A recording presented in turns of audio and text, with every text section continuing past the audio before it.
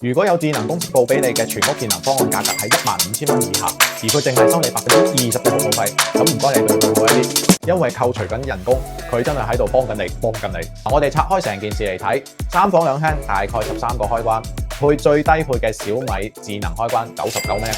一個599蚊嘅米家窗簾電機，再加上網關、音箱、中控屏同埋空調伴侶，已經係3022蚊。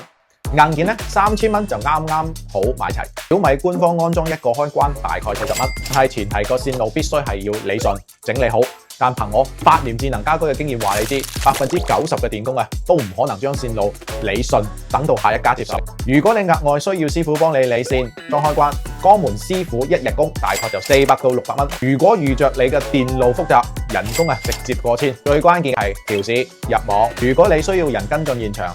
加上設計師3次嘅現場跟進、